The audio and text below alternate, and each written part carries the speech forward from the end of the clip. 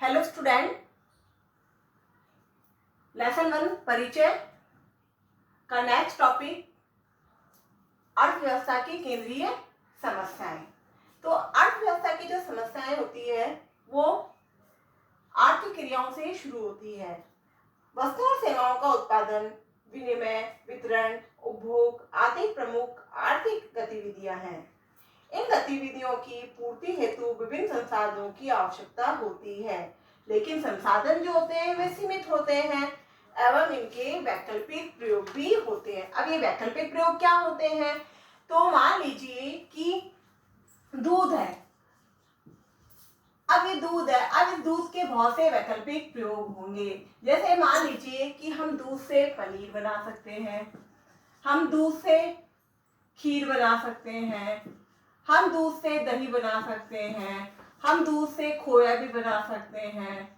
तो ये इत्यादि जो प्रोडक्ट्स है ये सभी दूध से बनते हैं। तो एक वस्तु के अनेक वैकल्पिक प्रयोग होते हैं।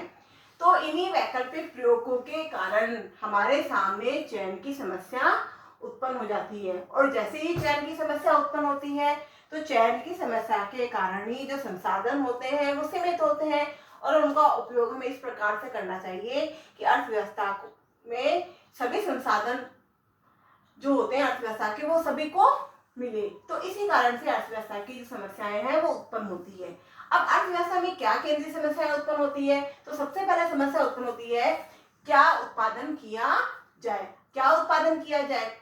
अब अर्थव्यवस्था में क्या उत्पादन किया जाए? तो बहुत सी वस्तु होती है। मान लीजिए हमने अर्थव्यवस्था में दो वस्तुएं ली है, एक तो उपभोक्ता वस्तुएं और एक पूंजीगत वस्तुएं। अगर हम सभी संसाधनों को पूंजीगत वस्तु में लगाएं तो हमें ओ से लेकर ए तक की पूंजीगत वस्तुएं, मतलब यहाँ से लेकर यहाँ तक की पूंजीगत वस्तुएं प्राप्त होगी। और अगर सभी संसाधनों को उपभोक्ता वस्तुओं में लगा दिया जाए तो हमें यहाँ से लेकर यहाँ तक की उपभोक्ता वस्तुएं प्राप्त होगी।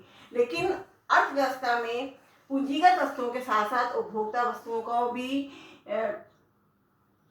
उपभोक्ता वस्तुओं की भी जरूरत होती है। इसलिए कुछ वस्तुओं में पूंजीगत भी चाहिए तो कुछ उपभोक्ता चाहिए। तो ये उत्पादन संभावना वक्र में से किसी भी एक बिंदु को चुन लिया जाता है और वही बिंदु पर कुछ पूंजीगत वस्तुएं और कुछ उपभोक्ता वस्तुएं उपलब्ध हो जाती है। मान लीजिए अर्थव्यवस्था में ये बिंदु को रखा तो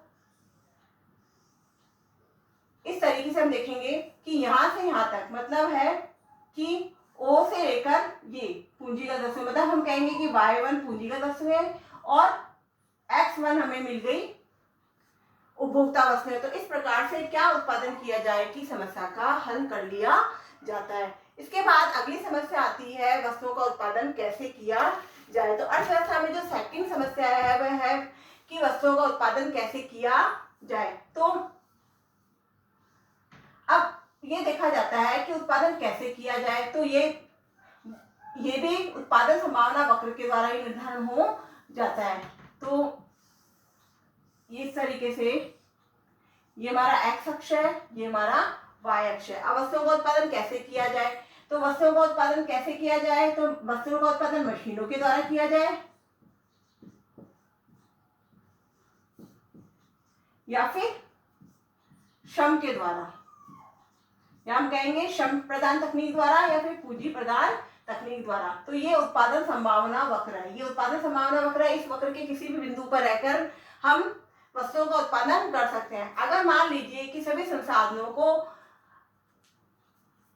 यहाँ लगा दिया जाए, श्रम पे लगा दिया जाए तो हमें ओ से लेकर ए उत्पादन प्राप्त होगा। और अगर सभी संसाधनों को मशीनों में लगा दिया जाए तो हमें यहाँ से ओ से लेकर बी उत्पादन प्राप्त होगा। लेकिन ये भी उचित संतुलन के द्वारा हल कर लिया जाता है। मान लीजिए कि इस बिंदु पर रहकर हमें उत्पादन करना है, उत्पादन संभावना वक्र के इस बिंदु पर रहकर हमें उत्पादन करना है।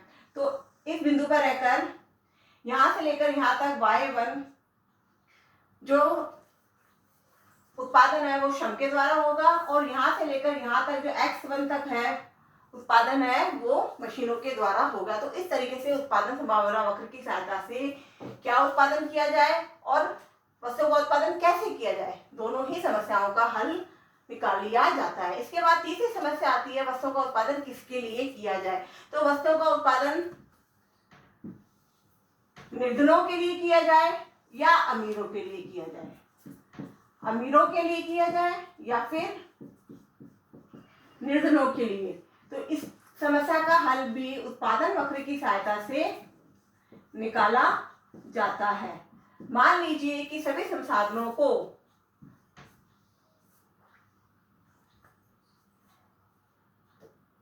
यहाँ लगा दिया जाए तो हमें O से A, तो सभी संसाधनों को अगर यहाँ लगा दिया जाएगा तो सिर्फ उत्पादन में जो सभी संसाधन है वो अमीरों को मिलेंगे, तो ऐसा नहीं हो सकता है क्योंकि सारे संसाधन O से अमीरों के लिए होंगे। अगर सभी संसाधनों को निर्धनों के लिए लगा दिया जाए तो O से B तक संसाधन प्राप्त होंगे, लेकिन ऐसा नहीं होगा क्योंकि सभी संसाधन अमीर को दे दिए जाए, निर्धनों के लिए दे दिए जाएंगे तो दोनों के हिसाब से कुछ नहीं होगा। अगर मान लीजिए कि एक बिंदु यहाँ चुन लिया जाता है तो इस बिंदु पे हम देखेंगे कि कुछ संसाधन है जो ये Y1 संसाधन है जो अमीरों के लिए, और यहाँ संसाधन जो होंगे वो X1 निर्धनों के लिए। तो इस संसाधनों का वितरण किसको हो, इस समस्या का हल भी उत्पादन वक्र की सहायता से हल कर लिया जाता है। इसके अलावा कुछ समस्याएं और भी है जो हमारी अर्थव्यवस्था के अंतर्गत आती है। फोर्थ है उत्पादन में साधनों का उपयोग व वितरण की समस्या की, मतलब उत्पादन में जो साधनों का उपयोग है वो हो रहा है या नहीं है, वितरण सही ढंग से हो रहा है या नहीं है। इसके बाद है उत्पादन का पूर्ण उपयोग हो रहा है या नहीं, अगर उत्पादन में जो साधन है उन साधनों का पूर्ण उपयोग हो रहा है या नहीं है। कुछ साधन बेकार है या अर्ध बेकार, अगर कुछ साधन बेकार पड़े हैं तो उन साधनों को वहां से लगाकर हम किसी और वस्तु के उत्पादन में लगा सकते हैं। मान लीजिए कि पनीर में कुछ जो दूध है वह बेकार पड़ा हुआ है, तो इस पनीर के में से जो दूध निकल के आ रहा है, कुछ दूध जो बेकार पड़ा है पनीर बनाने के लिए, तो इस दूध को निकाल कर हम इसको खीर में भी लगा सकते हैं, दही में भी लगा सकते हैं और खोया में भी लगा सकते हैं। तो जो संसाधन बेकार है या अर्ध बेकार है उन संसाधनों को उत्पादन के वहां से निकालकर उन साधनों को किसी और उत्पादन में लगाया जा सकता है। इसके बाद अगली समस्या आती है उत्पादन क्षमता में वृद्धि की समस्या का हल कैसे करें, कि हम इस समस्या का हल कैसे करें कि हमारी उत्पादन क्षमता में वृद्धि हो, क्योंकि जितनी ज्यादा वृद्धि होगी उत्पादन उतना ही ज्यादा होगा और जितना ज्यादा उत्पादन होगा उतनी ही ज्यादा आय होगी। तो इस प्रकार से अर्थव्यवस्था की जो केंद्रित समस्याएं हैं उनका हल उत्पादन वक्र, संभावना वक्र की सहायता से हल किया जाता है। जो ये समस्याएं है इन समस्याओं का हल उत्पादन संभावना वक्र की सहायता से होता है। ठीक है, आगे नेक्स्ट वीडियो में